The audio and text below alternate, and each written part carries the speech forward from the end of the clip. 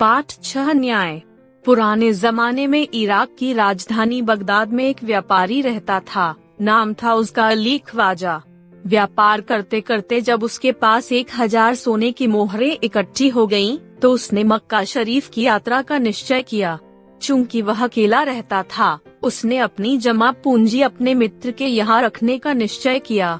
यात्रा के खर्च के लिए उसने 500 मोहरें अलग रख लीं।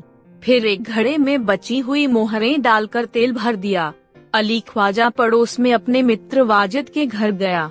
उसको अपनी यात्रा के बारे में बताया और कहा, यह तेल का घड़ा मैं आपके घर रखकर जाना चाहता हूँ।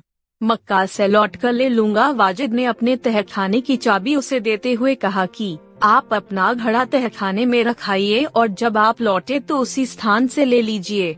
अली ख्वाजा घड़ा रखकर यात्रा के लिए निकल गया। एक दिन वाजिद के घर दावत थी।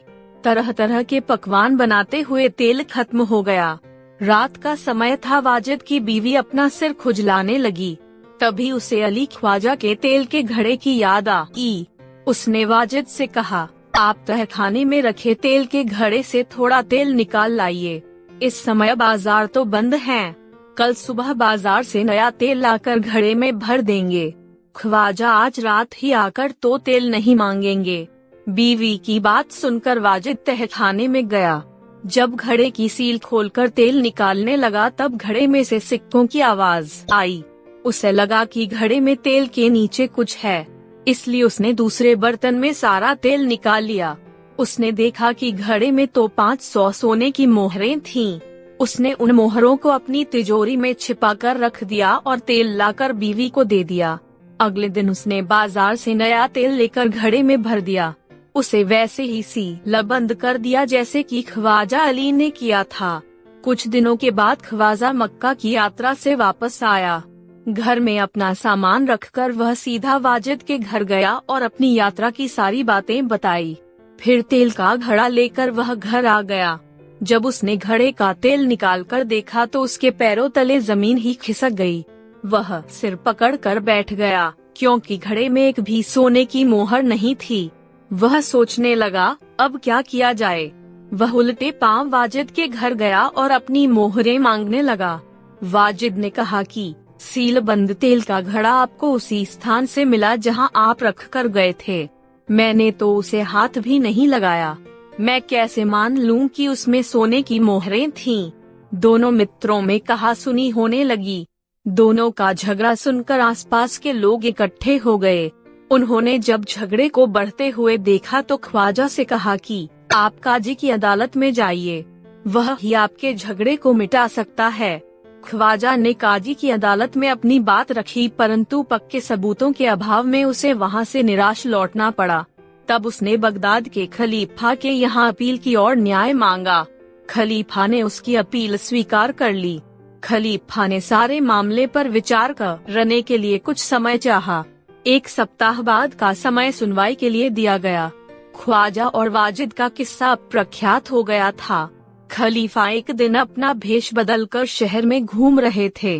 तभी उन्होंने कुछ लड़कों को न्यायालय का खेल खेलते हुए देखा। वह छिपकर उनका खेल देखने लगे।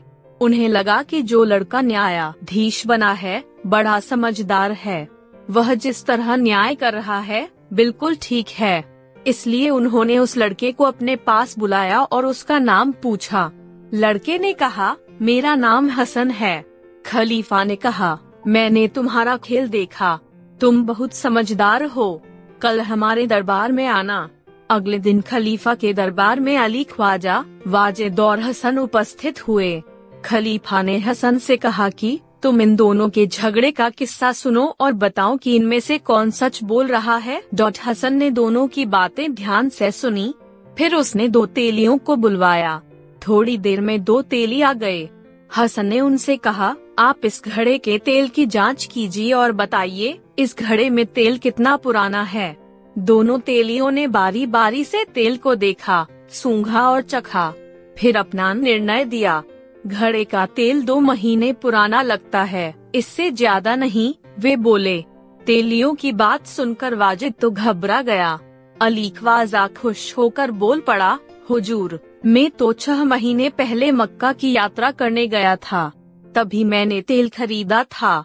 तेलियों और अली ख्वाजा की बात सुनकर सबको वास्तविकता का ज्ञान हो गया।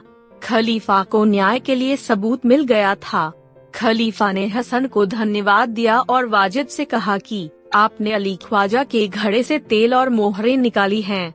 आप उन्हें वापस कीजिए और चोरी और विश्वासघात के अपराध की सजा भुगतिए। खलीफा ने हसन को बहुत सारा पुरस्कार दिया। खलीफा के दरबार में उपस्थित सभी लोगों ने हसन की सूझबूझ और न्याय की भूरी भूरी प्रशंसा की।